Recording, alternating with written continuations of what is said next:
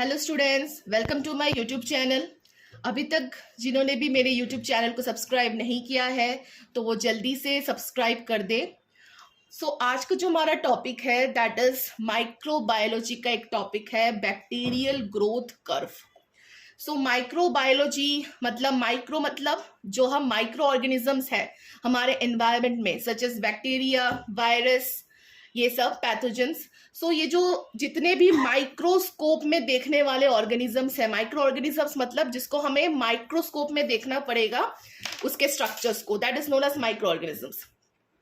जो micro organisms होते हैं उसकी जो स्टडी होती है उसको बोला जाता है microbiology. Microbiology is a branch of science और ब्रांच ऑफ बायोलॉजी जिसमें हम स्टडी करते हैं different types of micro organisms के बारे में, उसका स्ट्रक्चर, उसका शेप, उसके फंक्शन, उसका ग्रोथ, इस तरह से।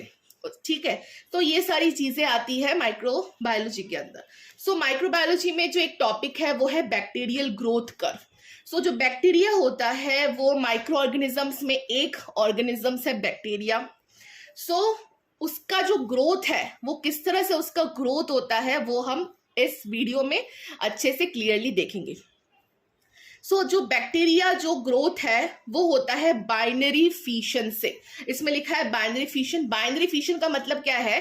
बाइनरी फिशन का मतलब होता है जब कोई एक सेल डिवाइड होता है तो वो डुप्लीकेट और दो सेल्स बनाता है, that is known as binary fission. Binary fission का एक मोस्ट इंपॉर्टेंट एग्जाम्पल है डीएनए, डीऑक्सीराइबोन्यूक्लिक एसिड। डीएनए जब रेप्लिकेट करता है, आप लोगों ने पढ़ा होगा पहले, तो वो दो डीएनए जो डॉटर सेल्स है उसमें कन्वर्ट होता है, तो उसको बोला जाता है बाइनरी फिशन। तो सेम जो बैक्टीरिया है वो भी बाइनरी फिशन की तरह डिवाइड होता है, रिप्रोडक्शन होता है। हर एक ऑर्गेनिजम्स का रिप्रोडक्शन होता है, डिवीजन होता है, सेल्स डिवाइड होते हैं। तो वैसे ही जो बैक्टीरिया है वो डिवाइड होते हैं बाइनरी फिशन के प्रोसेस से। ठीक है, और during that so many faces happen. जब बैक्टीरिया ग्रो करता है, डेवलप होता है, डिवाइड होता है, तो उसमें बहुत सारे अलग अलग फेसेस आते हैं। तो आज हम वो फेस देखेंगे, उसमें से एक फेस देखेंगे, that is the bacterial growth curve. उसमें कौन कौन से फेस आते हैं? सबसे पहला होता है ग्रोथ साइकिल। जो बैक्टीरिया है उसका ग्रोथ का साइकिल किस तरह से है? बाइफेसिक ग्रोथ क्या है? Maintenance of cells in exponential phase, synchronous growth, and last one is the bacterial growth in vivo. सबसे पहले हम देखेंगे ग्रोथ साइकिल। हर एक ऑर्गेनिजम्स जो कि लिविंग है, हमारे एनवायरनमेंट में जो भी ऑर्गेनिजम्स लिविंग है वो ग्रो करता है। हम भी ग्रो करते हैं, ह्यूमन बीइंग, छोटे से छोटा माइक्रो ऑर्गेनिजम्स, हर एक चीजें ग्रो करती है, प्लांट्स, एनिमल्स। उस तरह से जो बैक्टीरिया है वो भी ग्रो करती है। तो बैक्टीरिया ग्रो किस तरह से करती है, कौन कौन से फैक्टर्स जो है वो रिस्पॉन्सिबल होते हैं बैक्टीरिया के ग्रो के लिए, वो सारी चीजें आज हम देखेंगे। तो सबसे पहले हम देखेंगे ग्रोथ साइकिल, मतलब किसकी ग्रोथ की बात कर रहे हैं हम? बैक्टीरिया की। Bacterial growth is regulated by nutritional environment. ये दो चीज बहुत इंपॉर्टेंट है। न्यूट्रिशनल एनवायरनमेंट मतलब बैक्टीरिया जब एक ग्रो करता है तो उसको स्पेसिफिक एनवायरनमेंट की और स्पेसिफिक न्यूट्रिशन की जरूरत पड़ती है किसी भी बैक्टीरिया को ग्रो करने के लिए। जैसे जो लिविंग ऑर्गेनिजम्स है, ह्यूमन बींग्स है, हमें भी ग्रो करने के लिए हम खाना खाते हैं, पानी पीते हैं, ठीक है, तो एयर लेते हैं in the form of oxygen, इससे हम ग्रो करते हैं। बैक्टीरिया को भी ग्रो करने के लिए एक स्पेसिफिक एनवायरनमेंट की जरूरत है, ठीक है, और एक स्पेसिफिक न्यूट्रिशन की जरूरत है बैक्टीरिया को ग्रो करने के लिए। इसमें क्या लिखा है? When suitable environment is there, that time bacterium is incubated, its growth leads to increase in number of cells which allow the definite course। मतलब जब एक बैक्टीरिया को एक सुइटेबल एनवायरनमेंट और एक सुइटेबल ग्रोथ मीडियम, न्यूट्रिशन, जिसको खाना, bacteria को भी खाना चाहिए ग्रो करने के लिए, जब उसको मिल जाता है तब बैक्टीरिया बहुत सारे नंबर्स में ग्रो कर जाता है, बहुत सारे अलग अलग डिवीजन में, ठीक है, ग्रो करता है। तो सबसे पहले बैक्टीरिया ग्रो होगा, फिर उसका डिवीजन होगा, मल्टीप्लिकेशन होगा, ठीक है। तो वो आज हम देखेंगे। ग्रोथ कर्व और growth cycle has got 4 faces. अब ये जो बैक्टीरियल ग्रोथ है वो 4 साइकिल्स में डिवाइड है। सो कौन कौन से 4 साइकिल, मोस्ट इंपॉर्टेंट क्वेश्चन है from exam point of view. इसको समझना बहुत जरूरी है कि हम बैक्टीरिया को बैक्टीरिया का जो ग्रोथ है उसको हम 4 फेज में डिवाइड करते हैं। हर एक चीज को ग्रो करना है, सो बैक्टीरिया को भी ग्रो करना है।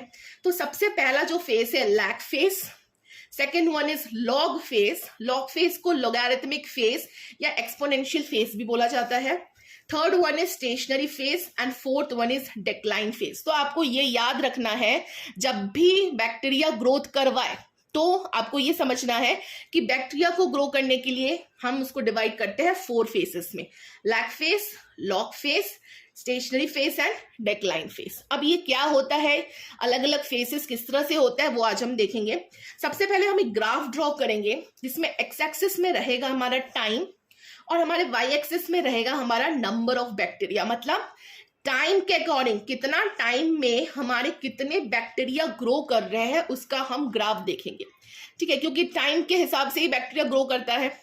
तो सबसे पहला आता है, जैसे कि ग्राफ में देखो, सबसे पहले आता है लैग फेज। लैग फेज में क्या होता है, what is the meaning of lag phase? Bacteria adapt themselves to growth conditions. मतलब हर एक चीज को ग्रो करने के लिए कुछ ना कुछ खाना, कुछ ना कुछ एनवायरमेंटल कंडीशन चाहिए। सो बैक्टीरिया को भी ग्रो करने के लिए हमें उसके हिसाब से उसको खाना देना पड़ेगा और उसको उस हिसाब से कुछ चीजें उसको देनी पड़ेगी। तो अगर हम उस चीजों को बैक्टीरिया को देते हैं तो बैक्टीरिया पहले अडेप्ट होगा कि हाँ मुझे ये जो खाना मुझे चाहिए, बैक्टीरिया क्या सोचेगा, जो खाना मुझे चाहिए वो मुझे मिल रहा है या नहीं, जो टेम्परेचर मुझे चाहिए वो मुझे मिल रहा है या नहीं। अगर मुझे स्पेसिफिक टेम्परेचर और स्पेसिफिक खाना मिल रहा है तो मैं ग्रो करूंगा।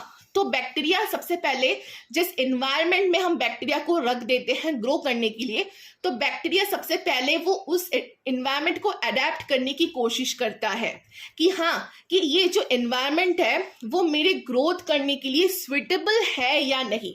सो उसी फेज को बोला जाता है लैग फेज। मतलब शुरुआत वाला फेज जिसमें हमने बैक्टीरिया को ग्रो करने के लिए एक सुइटेबल एनवायरनमेंट में, एक सुइटेबल न्यूट्रिशन में रख दिया। अब बैक्टीरिया सोच रहा है कि मुझे जो चाहिए वो मुझे इस फेज में मिल रहा है या नहीं। That is known as lag phase. So lag phase का जो टाइम ड्यूरेशन होता है वो होता है 1 to 4 आवर्स। किसी किसी बैक्टीरिया को 1 घंटे में ही समझ में आ जाता है कि हाँ ये उसके लिए सुइटेबल कंडीशन है, किसी किसी बैक्टीरिया को 4 आवर्स तक समझ में आता है। सो हर एक बैक्टीरिया के लिए अलग अलग जो टाइम ड्यूरेशन है वो है। सो लैग फेज का टोटल टाइम होता है 1 आवर्स to 4 आवर्स, ठीक है। So it is the period where the individual bacteria are maturing and not able to divide.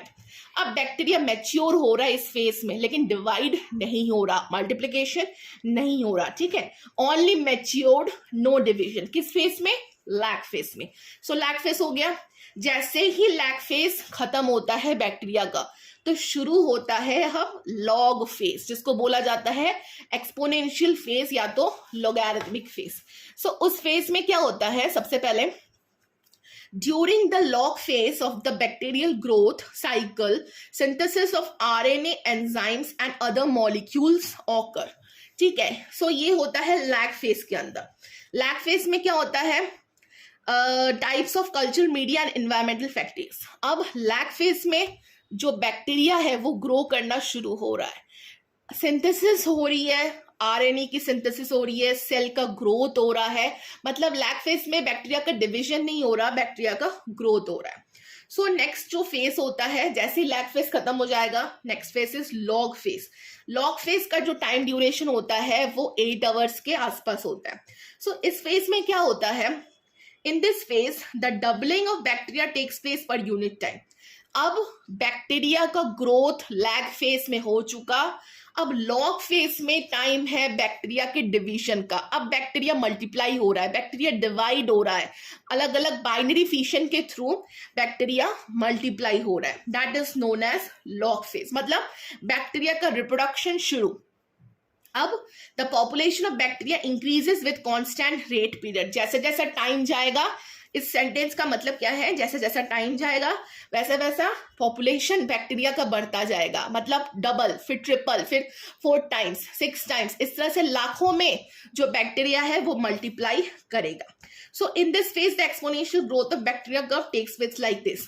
अब ये जो ग्राफ था, इसमें इस तरह से ग्राफ क्यों बताया है लॉग फेज में, क्योंकि बैक्टीरिया का मल्टीप्लिकेशन हो रहा है लॉग फेज में. सबसे पहले ग्रोथ हुआ, बैक्टीरिया ने अडेप्ट किया लैग फेज में, अब लॉग फेज में बैक्टीरिया बहुत ही जल्दी ग्रो कर रहा है, नंबर इंक्रीज हो रहा है बैक्टीरिया के. So that is known as log phase. इतना आपको याद रखना है कि लॉग फेज मतलब बैक्टीरिया का मल्टीप्लिकेशन हो रहा है, बैक्टीरिया का ग्रोथ हो रहा है. सो नेक्स्ट वन जो फेज है that is the stationary phase. So what is the meaning of stationary phase? इस फेज में क्या होता है, stationary phase is due to a growth limiting factors. This is mostly depletion of nutrients और the formation of inhibitory products such as organic acids. अब क्या होगा, अब जितने भी हमने बैक्टीरिया को एक सुइटेबल न्यूट्रिशन दिया, एक सब्स्टिट्यूटेबल न्यूट्रिएंट्स हमने प्रोवाइड किया बैक्टीरिया को कि वो बैक्टीरिया ग्रोथ कर पाए. अब बैक्टीरिया ग्रोथ कर रहा है, अब बैक्टीरिया ग्रो कैसे करेगा, वो न्यूट्रिएंट्स को खाएगा और ग्रो करेगा, मल्टीप्लाई होगा, ग्रो करेगा, मल्टीप्लाई होगा. सो न्यूट्रिएंट्स खाते खाते जब न्यूट्रिएंट्स पर्टिकुलर टाइम पर खत्म होने लगता है, डिप्लीट होने लगता है, मतलब जो न्यूट्रिएंट्स हमने दिया था वो तो बैक्टीरिया ने खा लिया, अब न्यूट्रिएंट्स धीरे धीरे कम हो रहा है, तो बैक्टीरिया क्या होगा, उसमें क्या होगा, ऑर्गेनिक एसिड्स का जो अमाउंट है वो इंक्रीज होगा और न्यूट्रिएंट्स का अमाउंट डिक्रीज होगा. ये याद रखना है आपको, ऑर्गेनिक एसिड का अमाउंट इंक्रीज, न्यूट्रिएंट्स का अमाउंट डिक्रीज. इससे क्या होगा, growth rate of bacteria equal to death rate, मतलब जितना ज्यादा ग्रो हो रहा है, जितना ज्यादा मल्टीप्लिकेशन हो रहा है बैक्टीरिया का, उतना ही डेथ हो रहा है, मतलब जीरो, नल इफेक्ट जिसको बोला जाता है नलिफाई, मतलब ना प्रॉफिट ना लॉस, जितना ग्रोथ उतना death. That is the stationary phase. तो स्टेशनरी फेज में आप लोगों ने ग्राफ देखा होगा कि स्ट्रेट लाइन है. ये स्ट्रेट लाइन क्यों हुआ, क्योंकि growth rate of bacteria is equal to death rate of bacteria. अगर फॉर एग्जांपल 5 मल्टीप्लिकेशन हो रहा है बैक्टीरिया का, सो 5 डेथ भी हो रहा है, same number of growth and same number of death. That is known as stationary phase. समझ में आ गया? सो इसलिए इसका कर्व है straight line. Next last phase of bacteria जो है that is the decline phase, मतलब bacteria run out of nutrients and die although number of cells remain constant.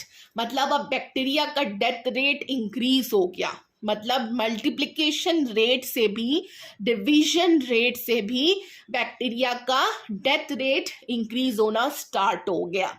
So that is the decline phase. The death rate of bacteria increases per unit time due to the accumulation of toxic products. अब bacteria ने सारे nutrients लिए और toxic जो products है उसको release किया, जिससे क्या होगा, जितना टॉक्सिक प्रोडक्ट्स रिलीज होगा तो बैक्टीरिया का डेथ रेट शुरू हो गया और बैक्टीरिया का ग्रोथ रेट खत्म हो गया. सो ये ग्राफ का जो कर्व है वो इस तरह से आएगा, मतलब नीचे की तरफ, मतलब बैक्टीरिया अब ज्यादा डेथ रेट हो रहा है ग्रोथ रेट के कंपैरेटिवली. सो ये सारे थे ग्रोथ कर्व ऑफ बैक्टीरिया. एक बैक्टीरिया को हम जब एक न्यूट्रिशन प्रोवाइड करते हैं, एक ब्रोथ बनाते हैं बैक्टीरिया के लिए, जैसे कि फॉर एग्जांपल अगार अगार देके, या उनको जो चाहिए न्यूट्रिशन, हर एक बैक्टीरिया के अलग अलग न्यूट्रिशन रिक्वायरमेंट्स होते हैं.